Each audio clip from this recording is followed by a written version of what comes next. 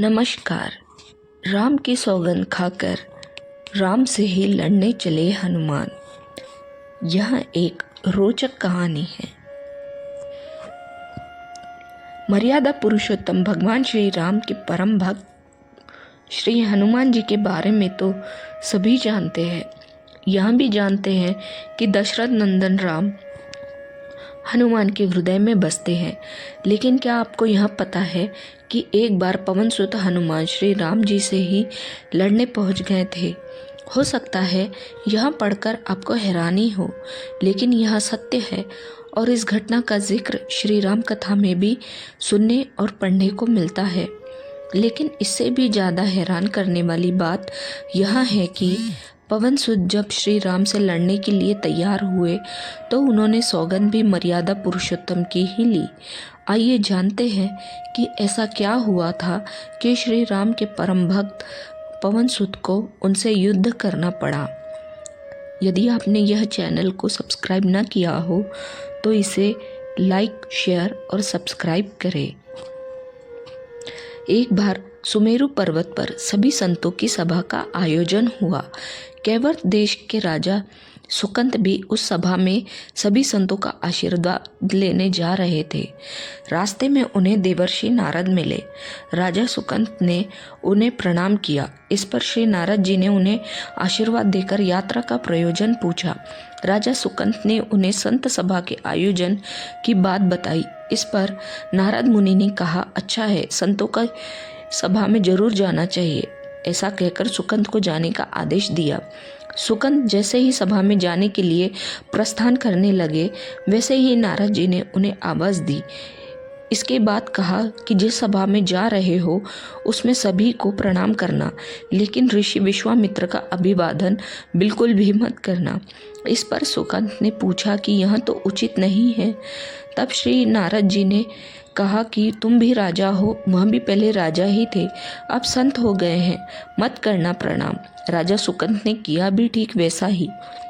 सभा के समाप्त होते ही विश्वामित्र जी श्री राम से मिलने पहुंचे। वहां पहुंचकर उन्होंने बताया कि उनका अपमान हुआ है। वह इसे भूल भी जाते, लेकिन यह तो संत परंपरा का अपमान है। राम जी ने पूछा, गुरुजी क्या हुआ? तब विश्वामित्र जी ने कहा कि मेरा अपमान हुआ है।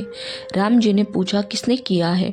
तब विश्वामित्र जी ने कहा कि जानकर करोगे भी क्या? इस पर श्री राम जी ने कहा कि गुरुजी, आपके चरणों की सौगंध लेकर प्रतिज्ञा करता हूँ कि जो सिर आपके चरणों में नहीं झुका है उसे काट दिया जाएगा। कल सुबह मैं उसका वध करूँगा।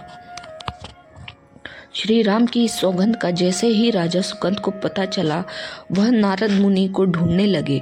काफ़ी देर तक वह परेशान रहे, लेकिन नारद मुनि उन्हें मिल ही नहीं रहे थे।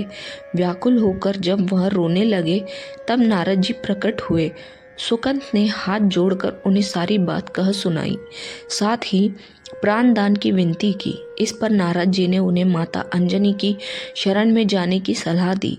यह भी कहा कि अगर उन्होंने तुम्हें बचाने का वचन दे दिया तो तुम्हें कोई नहीं मार सकता। लेकिन यह भी कहा कि वह किसी को यह नहीं बताएंगे कि नारद जी ने उन्हें यह सलाह दी है। राजा सुकंत के रोने की आवाज़ सुनकर माता अंजनी बाहर पहुंची। तब उन्होंने कहा कि माता मुझे बचा ले, अन्यथा विश्वामित्र जी मुझे मार डालेंगे। इस पर माता अंजनी ने सुकंत को उसके प्राण बचाने का वचन दिया। उन्होंने कहा कि तुम मेरी शरण में हो, तुम्हें कोई नहीं मार सकता। इसके बाद राजा सुकंत को विश्राम करने के लिए कहा गया। शाम ढले जब हनुमान जी माता अंजनी के पास पहुँचे तो उन्होंने सारी बात बताई, लेकिन सुकंत को बुलाने से पहले पवन सुत से सौगंध लेने को कहा। तब श्री हनुमान जी ने कहा कि वह श्री राम के चरणों की सौगंध लेते हैं कि वह सुकंत के प्राणों की रक्षा करेंगे। तब माता अंजनी ने राजा को बुलाया। हनुमान जी ने पूछा, कौन तुम्हें मारना चाहता है? तब सुकंत ने बताया कि श्री राम उन्हें मार डालेंगे। इतना सुनते ही माता अंजनी हैरान रह गई। उन्होंने कहा कि तुमने तो विश्वामित्र जी का नाम लिया था। तब राजा ने कहा कि नहीं, वह तो मरवा डालना चाहते हैं, लेकिन मारेंगे तो श्री राम ही। हनुमान जी ने राजा सुकंत को उनकी राजधानी में छोड़ा और श्री राम के दरबार में पहुँचे। वहां पहुंचकर उन्होंने श्री राम जी से पूछा कि वह कहाँ जा रहे हैं। तब मर्यादा पुरुषोत्तम ने बताया कि वह राजा सुकंद का वध करने जा रहे हैं। तब हनुमान जी ने कहा, प्रभु उसे मत मारिए।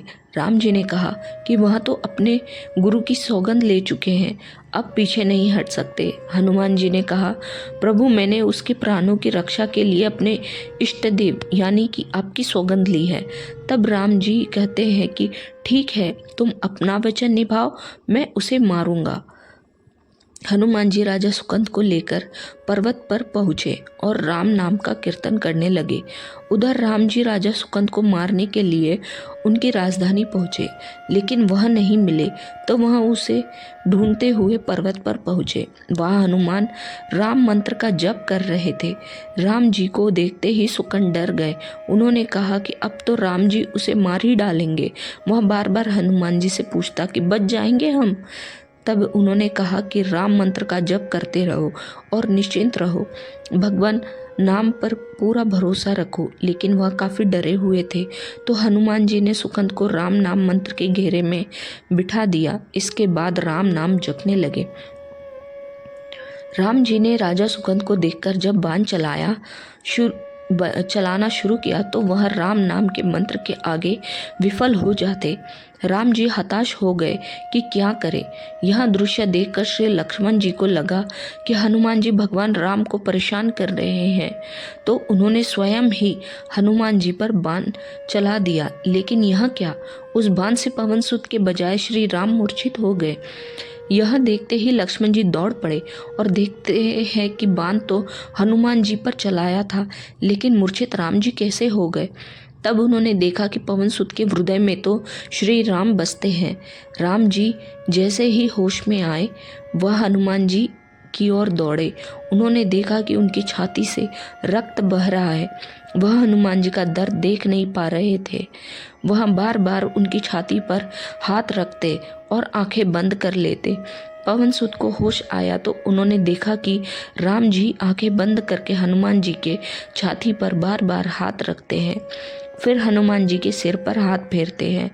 तब पवन सुत ने सुकंद को पीछे से निकाला और उसे अपनी गोद में बिठा लिया। तभी राम ने फिर से हनुमान जी के माथे पर अपना हाथ फेरा, लेकिन इस बार वहां पवन सुत की जगह राजा सुकंद थे। राम जी मुस्कुराए और हनुमान जी बोल उठे कि नाथ, अब तो आपने इसके सिर पर हाथ रख दिया है, अब तो सब कुछ आपके हाथ में है, इसकी मृत्यु भी और जीवन भी। आप ही सुकंद के जीवन की रक्षा करें। राम जी ने हनुमान जी से कहा कि जैसे तुम अपनी गोद में बिठा लो, उसे सिर पर तो मुझे हाथ रखना ही पड़ेगा, लेकिन गुरु जी को क्या जवाब देंगे। तभी हनुमान जी ने विश्वामित्र जी को सामने से आते देखा। उन्होंने राजा सुकंद से कहा कि जाओ, तब प्रणाम नहीं किया तो क्या हुआ, अब कर लो। राजा दौड़कर विश्वामित्र जी का अभिवादन करने लगे। वह भी प्रसन्न हो गए और बोले, राम इसे क्षमा कर दो। मैंने इसे क्षमा कर दिया है, क्योंकि संत का काम मिटाना नहीं बल्कि सुधारना होता है। यह भी सुधर गया है। उन्होंने सुकंद से पूछा कि संत का सम्मान न करने की सलाह तुम्हें किस कुसंग से मिली। राजा सुकंद विश्वामित्र जी से कुछ कहते कि इससे पहले नारद मुनि प्रकट हो गए। उन्होंने सारी घटना कह सुनाई। तब विश्वामित्र जी ने पूछा कि नारद, तुमने ऐसी सलाह क्यों दी।